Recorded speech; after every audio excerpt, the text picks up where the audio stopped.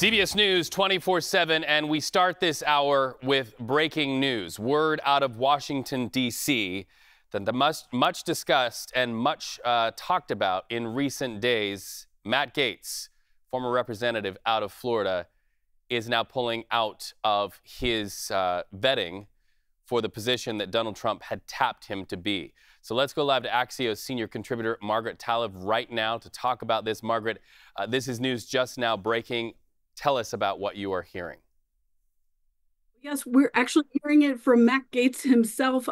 We can see now a tweet saying he had excellent meetings with senators and appreciated their thoughtful feedback, et cetera, et cetera. But his confirmation was unfairly becoming a distraction to the incoming transition. So this is a big deal because it is the first of President-elect Trump's nominees or would-be nominees to fall. I think it's unclear a couple of things. Number one, how quickly will we see Plan B emerge for the Trump transition team? But also, will this be the one and only nominee that does not go forward, or are we looking at a similar situation with other controversial nominees such as Pete Hegseth at DOD or Tulsi Gabbard for DNI? Yeah, and we're going to be talking about Pete Hegseth and a police report that we've got our hands on and our CBS News Confirmed team is looking into a little bit later in this broadcast. But while we have this breaking news on Matt Gaetz, let's just catch up our viewers. Yesterday, Matt Gaetz went on a tour of offices there on Capitol Hill. He had with him Vice President-elect J.D. Vance. As you say, he said those meetings were positive. But this sort of would signal that there was not a stomach in the Ethics Committee and elsewhere in Congress that a confirmation process would be successful for Mr. Gaetz. I think that's right. And you have to break this into two parts. You remember that President-elect Trump has really been leaning on the Senate to take a long recess so that he could just a procedure that's called recess appoint some of his top choices so that it doesn't take up time. But you've seen senators, even though many Republican members in the Senate are extremely loyal to President-elect Trump or politically understand that they exist because he exists or that he's more powerful than they are, as a body, the Republican-controlled Senate or the Senate in general is not at this point willing to give up its advice and consent role. This is where senators have the right to hold confirmation hearings, to vet these nominees themselves, and then to vote before they are confirmed. And by all accounts, at a minimum, it would be a couple of months until a nomination for someone like Matt Gaetz could go through. But it was not even clear if he could survive the confirmation process. There aren't many Republican senators left willing to openly defy President-elect Trump, but there are perhaps enough on a nominee such as Matt Gaetz.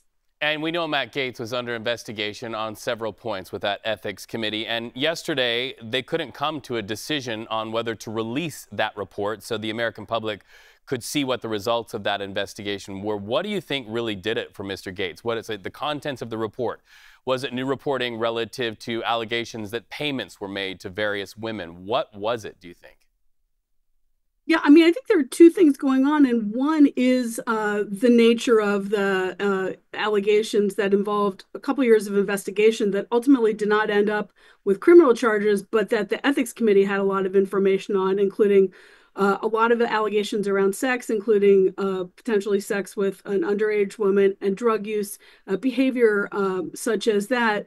But the other is the idea that that Gaetz's record in Congress was just to blow up the power structure. You know, he took down Kevin McCarthy's leadership. He has relished the role of being a contrarian or kind of a disturber of the status quo. And we were watching the reporting around his visits and, trying to assure people that he wasn't going to do extremely controversial revenge tour things in week one, which then belied the question, well, what about week two? So I think it was both a lot of the enemies or people who were concerned internally in Congress about how he would pursue his role as Attorney General, as well as some of the concerns about the investigations surrounding his personal after-hours life.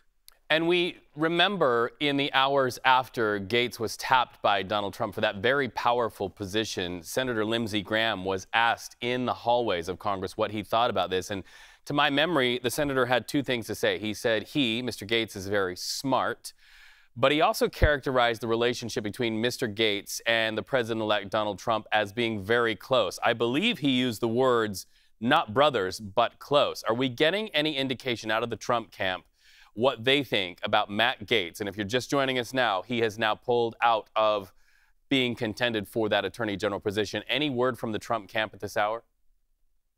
Yeah, well, I expect we'll hear more about this, but I think just in the immediate moments, there's something that's important to remember.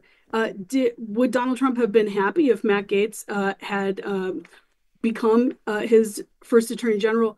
Yes, I think he was serious about pursuing this nomination. But on the other hand, President-elect Trump and his team knew precisely how controversial this nomination would be, and precisely the kind of conversation it would spur in Washington and nationally and in Congress, in the Senate.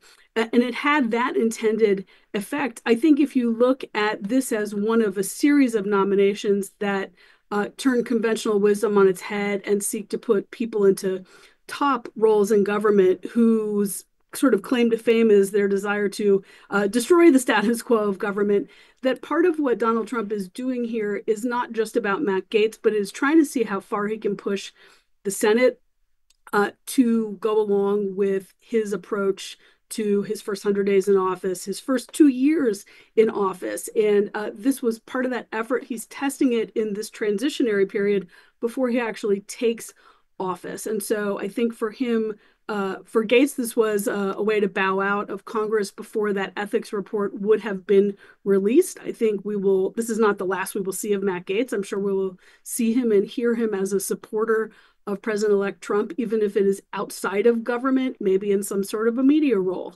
or an entertainment role. But I do believe that Gaetz was part of a larger effort to sort of test the power dynamics and how far the president-elect can push his own party in the House and the Senate to support his political will. Yeah, you make me think of an interview former President Bill Clinton did for CBS Sunday Morning, where he referred to this as potentially some congressional indigestion to some of Donald Trump's picks. We want you to stay right there because we want to continue the conversation with you. But for now, let's go live to CBS News. Olivia Rinaldi. Olivia is watching what is going on there. Olivia, join me now here on the stream, and let's talk about the reaction from the Trump camp, if any. You are there in Florida, where the former congressman once was a representative.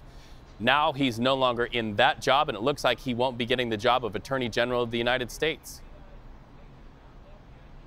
Yeah, this is a complete shock that we're learning about just moments ago on X, formerly Twitter. Matt Gaetz posting that there was no time to waste on needlessly protracted Washington scuffles, so he would withdraw his name from consideration as Attorney General. Just sources I talked to this morning, there was no indication that this would be coming or that he had lost faith with anyone within the Trump campaign. In fact, we know just days ago, Trump himself was calling senators and people on Capitol Hill lobbying for Gaetz and saying that he would like to see him confirmed. And people had told me that Trump was dead set on getting Matt Gaetz confirmed as Attorney General. So a bit of a shocking thing, but we're just really in the early days of this transition. Someone reminded me yesterday, it's only really been 2 weeks since the election was called. I know it's hard to believe that, but I talked to another source who told me that the transition team is already outpacing where they were in 2016, and in fact outpacing even where President Biden was in 2020. So there's still time for Trump to get another Attorney General nominee in, of course, and to have them considered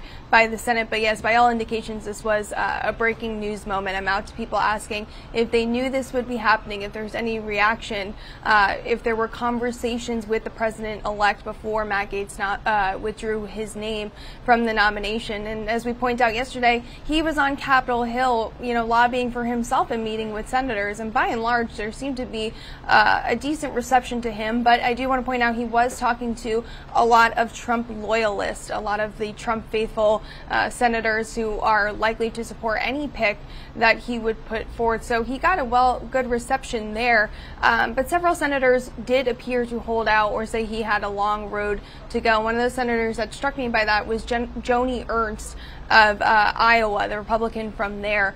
The fact that she was someone who often is in lockstep with the president-elect, but still needed to be convinced of this vote, tells me just what they were seeing perhaps behind the scenes, that this was something that was going to take a lot of political capital, perhaps not what you want to be spending in the early days. You know, you don't want to be spending all this political capital fighting just for your nominations, especially when you have such a large legislative agenda, that you would like to see get through. Perhaps that was part of some of the calculation here. Well, and just proof our CBS News political team is at the ready whenever news breaks. Olivia Rinaldi, thank you so much for that.